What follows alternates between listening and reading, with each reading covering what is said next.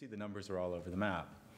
Now, the problem is a very practical one. If you're a global internet company offering one service, you have one architecture and one time period. And I don't know what that time period should be. I'm not being facetious. I really do not know what that time period should be. Some people argue the highest common denominator, because then you'll meet all the shorter time periods.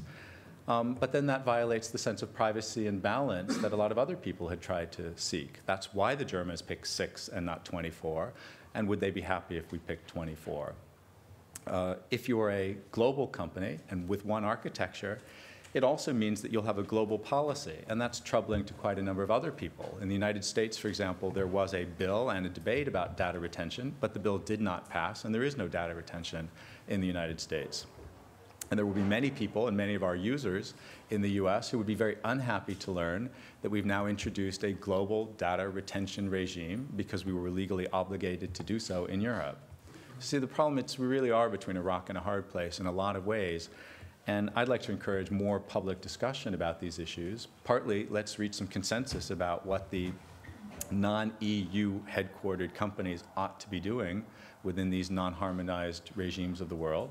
And also, we just think people ought to understand what's going on. That's our users around the world, and that's part of the transparency about these difficult issues.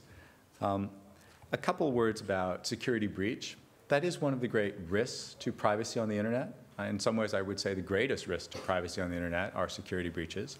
There are proposals now in the e-privacy directive debates to implement a security breach notifications in Europe. We think that's a good thing. And the US has several years' experience. Security breaches were invented as a notification regime in California. So like Google, some of these things, some of these global trends, I think, start in California. And that has proven to be very sensible. The challenge for us to get right is to make sure that the trigger of what actually generates the obligation to provide a security breach notification to users is set appropriately. In other words, if you set it too low, people will be bombarded with pointless notifications. You know, they'll throw them right into the bin after receiving them for a few weeks. If you set it too high, it doesn't provide people notifications. So we got to get that just right. I would propose it's got to be something based on sensitive personal information, like real name, real bank account numbers, social security numbers, driver license numbers, things like that. But certainly not something like an IP address, because that would be any website on the planet for any potential breach, and I think that would just result in security breach notification chaos. Nonetheless, that is the current draft, so I'm just not making it up as a potential risk. That is the current draft. That would clearly be the wrong approach. Our philosophy is to be user-centric, and ultimately we think users are going to have to be responsible in this new world for their own personal data, which means that we have to build the tools, we have to provide education and transparency, but people are going to have to take charge of this themselves. And it's in that spirit that we launched Google Health in the United States so far. The vision there is that users will decide themselves what information to put into that, whether to authorize other healthcare providers, doctors, pharmacies, et cetera, to put their health information into that file, and whether to authorize sharing with anybody else. And I think that's the right vision going forward. That's certainly the Google vision. And finally, industry that needs to do a lot of work on transparency. Look, technology, we all know that, develops and evolves faster than law and regulation. That's not unique to this field. It's true in a lot of fields, which means that we need to have more events like this, think tank events where public policy experts get together and debate these issues. We need to work with the media as well to drive messages to a broader community of people. It's in that spirit that we believe in uploading various videos to YouTube to just let people look at it and participate in the virtual public debate on topics like this. And at the end of the day, the way I see it, and I would just close with that, really the big question for all of us is, what do we want technology to do for us, and not what is technology doing to us? We need to be active and not passive as we talk about technology policy issues. We'll open it to after Billy speaks, to a very robust discussion, I hope, but thank you for now.